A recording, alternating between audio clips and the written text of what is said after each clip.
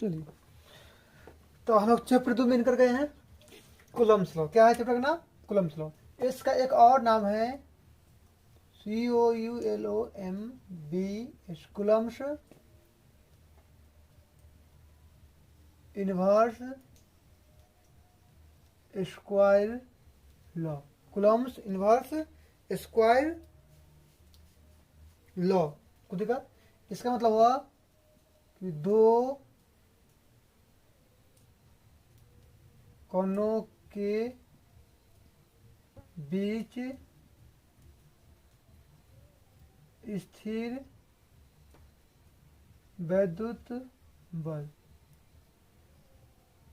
दो कोनों के बीच स्थिर विद्युत बल। देखिए कूलम्ब्स लॉ। तो कूलम्ब्स लॉ को इसका निकाल नाम है कूलम्ब्स इनवर्स स्क्वायर लॉ कह सकते हैं। एक और होता है वो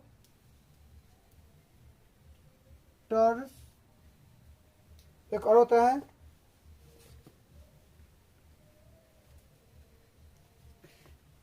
टॉर्सनल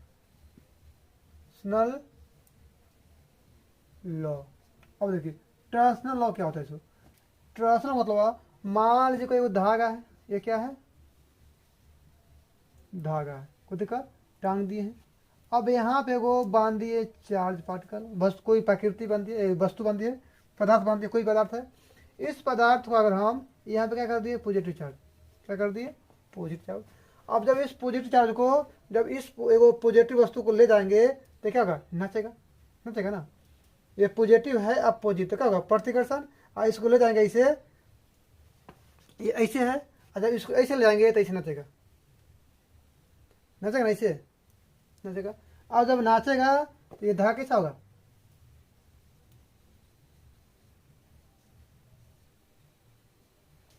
ऐठाएगा। इसी को नाम पड़ा टॉर्सनल लॉ। इसे कहते हैं टॉर्सनल लॉ, क्योंकि इसको हल को आवेश देंगे तो ये फटाक दो क्या देगा? ना देगा, देगा ना देगा। तो इसी को देख के कूलम्ब्स लॉ अपना नियम दिए। तो Coulomb's law, Coulomb's inverse square law कर सकते हैं। दो कणों के बीच स्थिर विद्युत बल। तो टॉर्सनल लॉ, तो धागा है, ये पॉजिटिव था, और इसको अलग पॉजिटिव ले गए तो क्या होगा? घूमने लगा ना, तो इसमें बल महसूस होने लगा। तो इसी सब को देख के कूलम्ब्स साहब ने कि दो कणों के बीच कितना बल लगता है सो निकाले।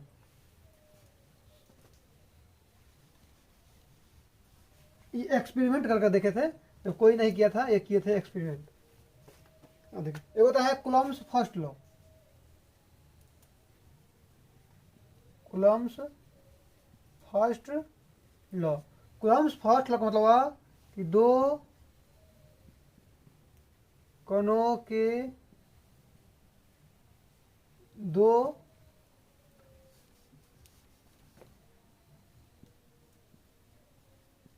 दो समान कणों के बीच प्रतिकर्षण, दो समान आवेशित कणों के बीच। गलती हो गया,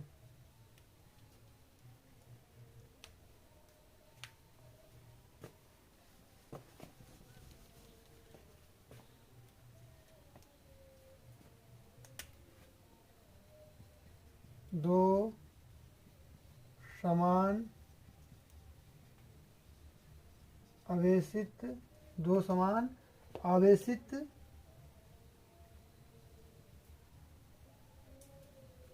दो समान प्राकृत, दो समान आवेशित प्राकृत, दो समान आवेशित। क्या हो रहा है? गलती क्या हो रहा है?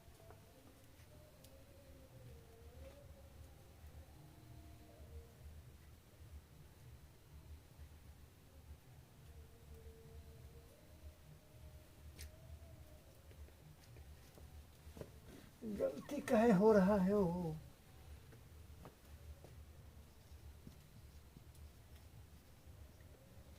समान प्रकृति के आवेशित कण, दो समान प्रकृति के आवेशित कण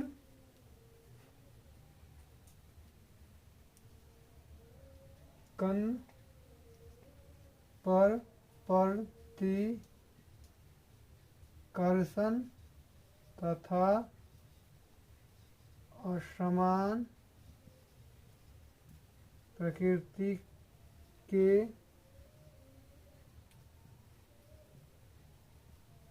आवेशित कण पर आकर्षित बल लगता है। ये कूलम्ब्स का पहला नियम है कि दो समान प्रकृति के आवेशित कण पर प्रतिकर्षण तथा असमान प्रकृति के आवेशित कण पर आकर्षित बल लगता है। मतलब ये अगर पॉजिटिव है और ये पॉजिटिव है तो क्या होगा, विकर्षण। अगर ये पॉजिटिव है और ये नेगेटिव तो क्या जाएगा, आकर्षण। को देखो सेकेंड लॉ,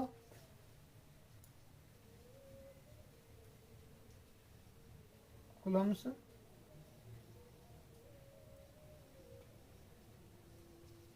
सेकेंड लॉ। तो कूलम्ब्स सेकेंड लॉ कहते हैं कि दो आवेशित कणों के बीच दो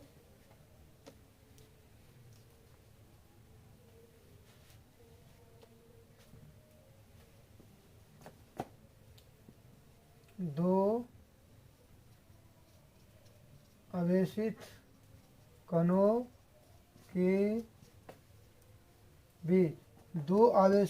के बीच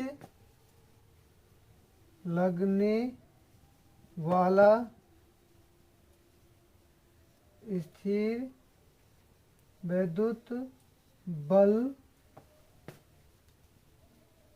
दोनों आवेशों के गुणनफल के समानुपाती होता है तथा दोनों कणों के मध्य दूरी के वर्ग के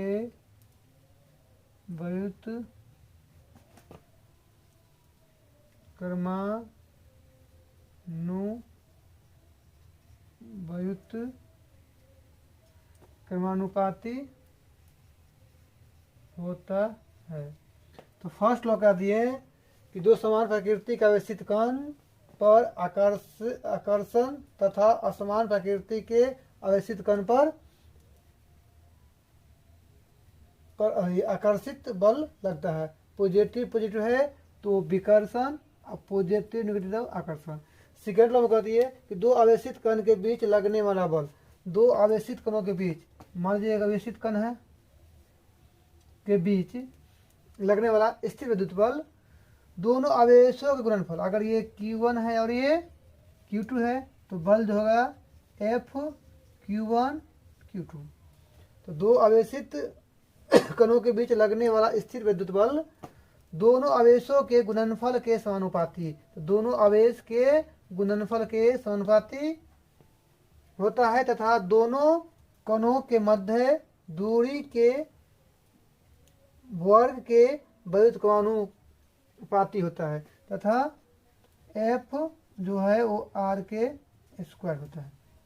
को देखा सेकेंड लॉ। अब यही दोनों मिला के वो नया फॉर्मूला बना, स्टेट कूलम्ब्स लॉ।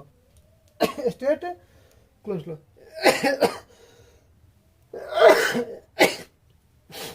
लीजिए सर,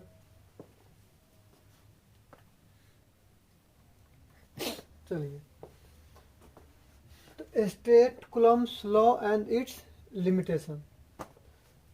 तो ये आपको पूछता है 3 नंबर में और ये बचेगा आपको 2 नंबर में। तो 3 2 5 नंबर पूछा तो दोनों मिला के 5 नंबर में। अगर सिर्फ स्टेट कूलम्ब्स लॉ का है तो इतना लिख छोड़ देंगे, अगर इट्स लिमिटेशन तो और कुछ लिखेंगे। समझिए, दो स्थिर बिंदु आवेश के मध्य, दो स्थिर बिंदु आवेश के मध्य लगने वाला आकर्षण बल, दो स्थिर बिंदु आवेश के मध्य लगने वाला बल आकर्षण तथा प्रतिकर्षण। अगर समान प्रकृति का आवेश है तो प्रतिकर्षण, असमान हो जाएगा तो क्या जाएगा आकर्षण। बल दोनों आवेश के परिमाण के गुणनफल। तो ये जो आवेश है इसका कितना मान है, उस मान के गुणनफल, उस मान के गुणनफल के समानुपाती तथा उनके मध्य की दूरी के वर्ग के व्युत्क्रमानुपाती। तो इसके बीच में आकर्षण या प्रतिकर्षण जो बल लगता है वो दोनों आवेश के परिमाण के गुणनफल तथा इस दूरी के वर्ग के व्युत्क्रमानुपाती। मतलब है कि जो जो इसको नजदीक लाएंगे तब बल बढ़ेगा और जब इसको दूर ले जाएंगे तो बल कमेगा। इसका क्या व्युत्क्रमानुपाती। तो दो स्थिर बिंदु आवेश के मध्य लगने वाला आकर्षण तथा प्रतिकर्षण। तो दो स्थिर बिंदु आवेश है, इसके बीच या तो आकर्षण या प्रतिकर्षण लग सकता है। जब दोनों समान है तो प्रतिकर्षण और दोनों अलग होगा तो आकर्षण।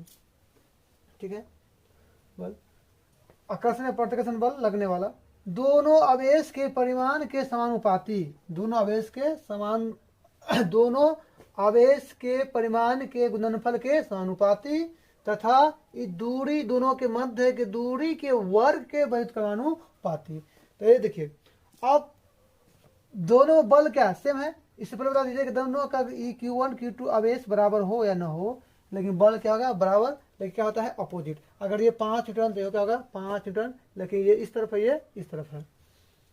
हाँ, अब ये कोई माध्यम हो सकता है। हमें क्या लिए अभी हम निर्वात में लिए हैं। किस में लिए हैं?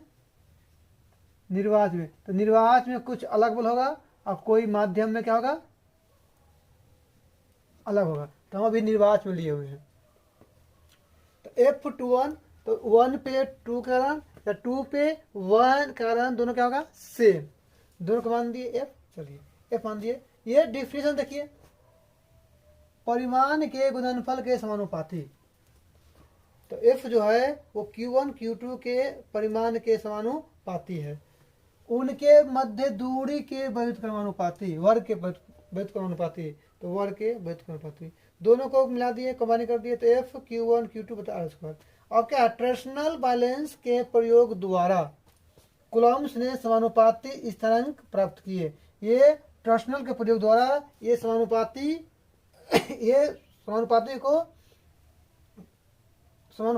स्थिरांक प्राप्त किए।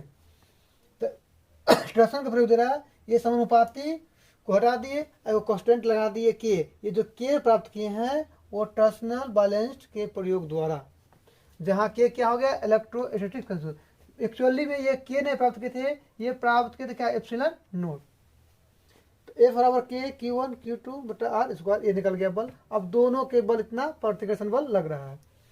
के होता है 1/4 पाई एप्सिलॉन नोट। तो प्राप्त किए थे एप्सिलॉन नोट। देखिए अब यहाँ पे एप्सिलॉन नोट है, देखिए पकड़ लीजिए। निर्वात में है तो क्या होता है एप्सिलॉन नोट। अगर ये था क्या माध्यम में, क्या होता माध्यम में, तो यहाँ लिखते हैं हम EM। EM का वैल्यू होता है E नोट और ER। इसको विद्युतशीलता क्या कहते हैं विद्युतशीलता। तो यहाँ पे जो है ये R बराबर EM बटा एप्सिलॉन नोट। ये आगे जाके पढ़ेंगे क्या है। तो अगर माध्यम रहता तो हम EM लेते, EM होता एप्सिलॉन नोट और ER अपेक्षिक विद्युतशीलता और निर्वात विद्युतशीलता। तो निर्वात में एप्सिलॉन नोट लिए और माध्यम में रहता एप्सिलॉन R लिए। के का मान पुट कर दिए, निकल गया। के का वैल्यू होता है 9 गुने 10 के power -9 Nm square coulomb square. ये बाद में बता लेंगे, फिर लिख दिए हैं। ये निर्वात किसमें है निर्वात में। जब यहाँ निर्वात में है तो इतना वैल्यू होगा, जब कोई माध्यम में होगा तो वैल्यू इसका कम बेस हो जाएगा। तो ये हो गया। अब है लिमिटेशन।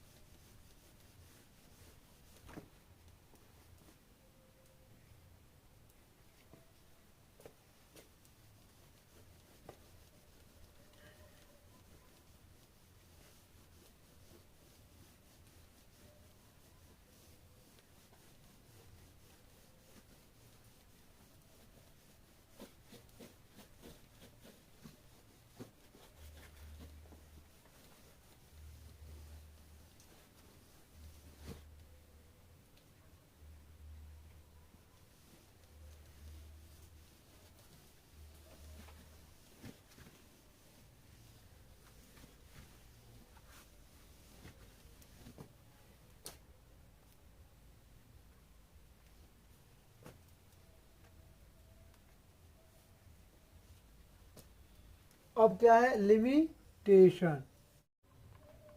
चलिए, तो limitation of Coulomb's law, limitation of Coulomb's law, यह केवल एक बिंदु आवेश के लिए लागू होता है। ये जो है सिर्फ वो बिंदु आवेश के लिए होता है, न कि बराबर आवेश के लिए। यह केवल बिंदु आवेश की एक जोड़ी के लिए लागू होता है। अब देखिए, कम से कम ये तो देखिए, अगर सिंगल का पेन है, सिंगल पेन तक कोई बोलेगा ना, लगेगा। लेकिन अगर सिंगल पेन है, चार्ज हो या डिस्चार्ज हो, धन ऋण हो या धन ऋण या सॉरी धन आवेशित या धन ऋण हो, इसमें कोई बल नहीं। लेकिन ये धन है ऋण और ये धन आवेशित, ये धन आवेशित है। अब जब दोनों को लाएंगे तो बलेगा। तो सिंगल तो कुछ नहीं होने वाला है सिंगल को, लेकिन जब दो को तब काम करेगा। तब यहाँ पे वही है कि यह केवल एक बिंदु, मतलब एक बिंदु में छूट कण, बहुत छोटा कण आवेश के लिए होता है कूलम्ब्स लॉ। यह केवल बिंदु आवेश की एक जोड़ी, मतलब एगो दू, कम से कम दूगो हो, कम से कम आवेश दूगो, तब ना इसके कारण इधर और इस कारण इधर होगा। अगर तब ना इसके कारण इधर, इसके कारण इधर। जब ये सिंगल होगा तो कुछ नहीं होने वाला है, कुछ नहीं होने वाला है। यह केवल दो बिंदु आवेश के बीच एक माध्यम के लिए लागू होता है। जब दोनों के बीच में क्या है, कुछ ना कुछ माध्यम होगा, कुछ ना कुछ माध्यम, उसके लिए लागू होता है। तो क्यों पॉइंट है, यह केवल एक बिंदु आवेश के लिए लागू होता है। यह केवल बिंदु आवेश की एक जोड़ी के लिए लागू होता है। यह केवल दो बिंदु आवेश के बीच एक माध्यम के लिए लागू होता है। यही था आपका लिमिटेशन ऑफ कूलम्ब्स लॉ। ये ना लिमिटेशन मतलब लिमिट, सीमा। स्क्रीनशॉट लीजिए। चलिए, अब है vector form of Coulomb's law. अब वेक्टर मतलब सदिश रूप में, नहीं हाँ, सदिश रूप में आप प्रूव करना है। देखिए, ये क्या है, y एक्सिस, ये है x एक्सिस। अब कहीं पर क्या है, वो q1 आवेश है बिंदु, वो q2 आवेश है, कोई दिक्कत। तो q1 जो आवेश है वो मूल बिंदु के सापेक्ष इसका कुछ न कुछ स्थिति है। मूल बिंदु के सापेक्ष q1 का कुछ न कुछ स्थिति है। अब यहाँ पे है तो फिर मूल बिंदु के सापेक्ष कुछ न कुछ स्थिति है। अब इस दोनों में है कि q1 के सापेक्ष q2 की स्थिति, अब q2 के सापेक्ष q1 के स्थिति, कोई दिक्कत। जब दोनों प्लस है प्लस है, अब देखिए ये मूल बिंदु से q1 की स्थिति ऐसे हुआ, अब मूल बिंदु से q2 के स्थिति सदिश ऐसे हुआ, अब q1 के सापेक्ष q2 का स्थिति सदिश ऐसे हुआ ना। अब इस दिशा में r क्या है, इस दिशा में है, r1 r को जोड़ेंगे तो क्या होगा, r2। सबको पता होगा कि जब ये वेक्टर ए है, अब वेक्टर ये बी है, ये जो रिजल्टेंट होगा वो ए प्लस बी होगा, वही किए हैं। जब ए यहाँ गया फिर यहाँ से यहाँ है, तो यहाँ से जो रिजल्ट होगा वो r2 जो होगा वो r1 प्लस r के बराबर। तो r क्या होगा, r2 माइनस r1, कोई दिक्कत। चलिए, माना कि पहले आवेशित कण, माना कि पहला आवेशित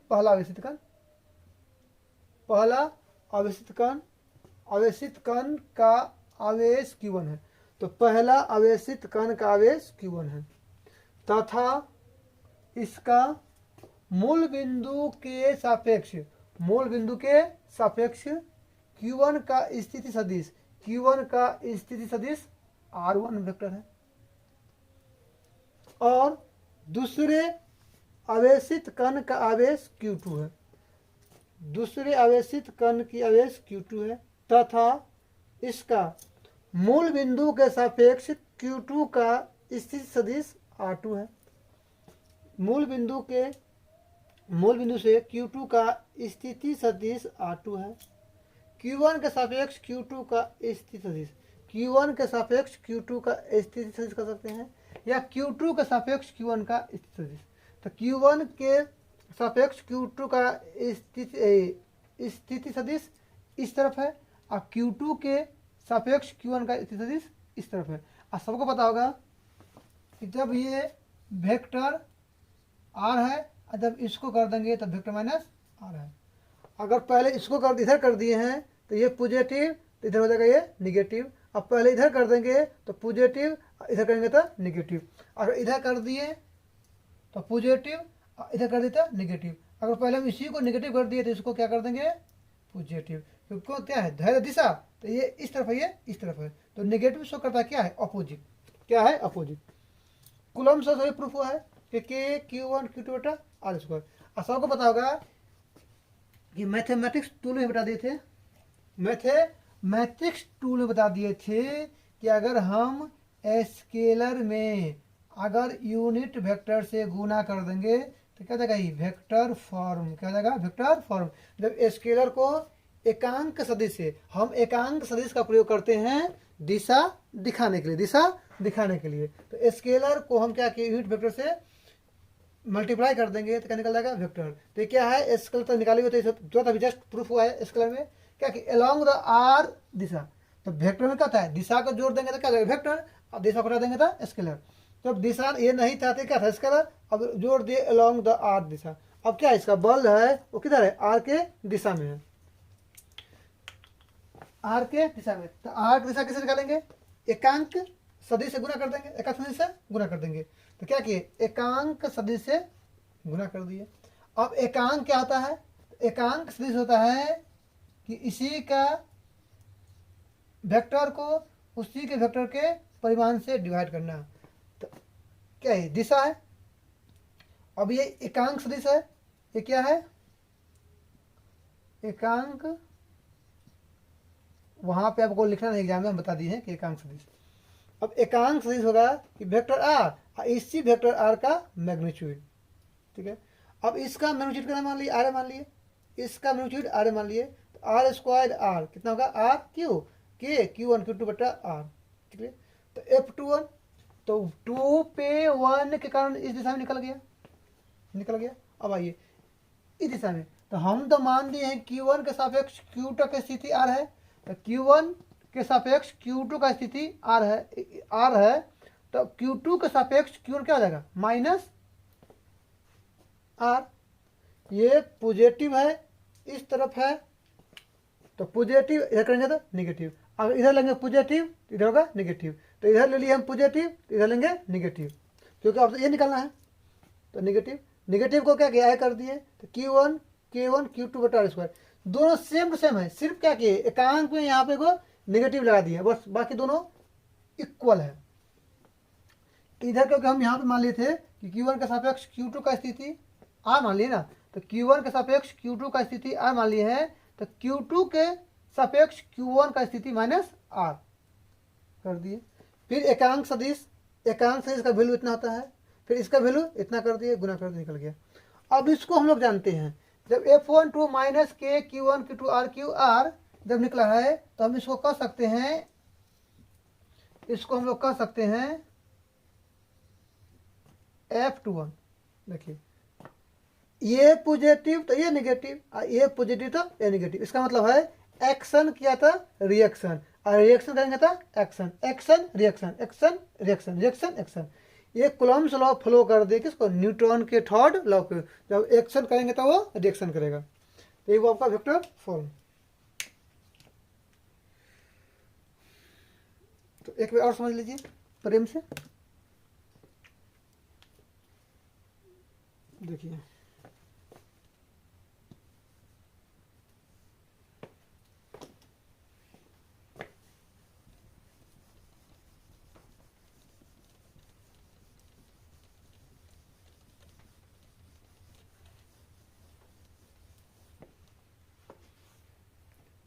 स्थिति से इसका होता है। देखिए अब ये Q1 है और ये Q2 है, कोई दिक्कत। अगर कह दे कि Q1 के सापेक्ष Q2 तो इस तरफ है, अब Q2 के सापेक्ष Q1 इस तरफ है, कोई दिक्कत। देखिए आप स्थिति सदिश पोजीशन बताना,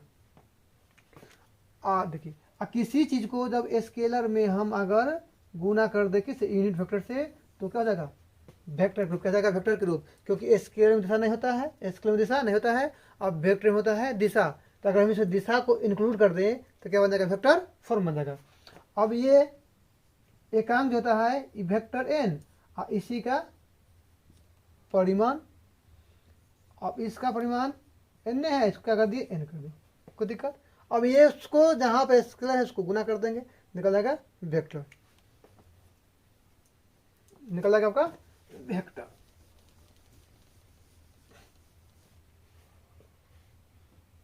चलिए, ये मान लो रिफरेंस फ्रेम है 2D। अब एगो यहाँ पे चार्ज है प्लस Q1, यहाँ पे एगो है प्लस Q2। अब ध्यान दीजिए, तो इस मूल बिंदु के सापेक्ष Q1 का कुछ न कुछ स्थिति है कि नहीं है? तो Q1 कुछ न कुछ स्थिति है। कितना मान दिए? R1। क्या Q2 का मूल बिंदु के सापेक्ष Q2 का कुछ न कुछ स्थिति सदिश है कि नहीं है? चलिए, अब दोनों को मिला दीजिए। अब Q1 के सापेक्ष Q2 का कुछ न कुछ स्थिति सदिश है, या Q2 के सापेक्ष Q1 का कुछ न कुछ स्थिति सदिश है। तो हम मान लिए Q1 के सापेक्ष Q2 का स्थिति सदिश R है। तो R1 को जोड़ेंगे R के साथ, तो क्या हो जाएगा? R, इसको 2 मान लिए, R2। और जब R निकालना है तो कुछ नहीं करेंगे, R2 माइनस R1 होता क्या होता है, लिखिए। तो माना कि पहला आवेशित कण का आवेश Q1 है तथा इसका मूल बिंदु का सापेक्ष Q1 का स्थिति सदिश R1 है, और दूसरे आवेशित कण का आवेश Q2 है। अब मूल बिंदु के सापेक्ष Q2 का स्थिति सदिश R2 है, वही लिख दिए हैं। Q1 के सापेक्ष Q2 का स्थिति सदिश R है। अब इधर कर दिए हम R, और जब इधर करेंगे तो क्या हो जाएगा? Minus R। Coulomb's law prove किए हैं। और हमको क्या, इसको वेक्टर में लेना है, तो वेक्टर लाने के लिए क्या किए? Along the R direction. अब दिशा को ले लिए कि बल किधर लग रहा है, तो ये 2 पर 1 करन और 1 पे 2 करन। तो जिधर बल लग रहा है उधर क्या लिए हम? दिशा भी लिए हैं, तो अलोंग द R। अब इसको क्या किया हम? यूनिट एकांक सदिश से दिशा को दिखाने के लिए एकांक सदिश से गुना कर दिए। अब एकांक सदिश है इसी का वेक्टर और इसी का परिमाण। इसका परिमाण कितना मान लिए हम? R मान लिए हैं। तो R 2 1 3 हो गया, निकल गया। अब कुछ नहीं किए, अब हमको ये निकलना है, तो R लिए है इधर, अब बल है इधर, तो क्या जाएगा? माइनस R कर दिए, फिर R को यहाँ कर दिए, फिर मान पुट कर दिए। अब इसको हम लोग जानते हैं, इतना है, लिख दिए। तब ये प्लस लिए तो ये माइनस, ये लेंगे माइनस तो ये लेंगे प्लस, और जब ये लेंगे माइनस तो हो जाएगा प्लस। तो ये कूलम्ब्स लॉ फॉलो कर दिए, न्यूटन का थर्ड लॉ। जब एक्शन करेंगे तो रिएक्शन होबे करेगा।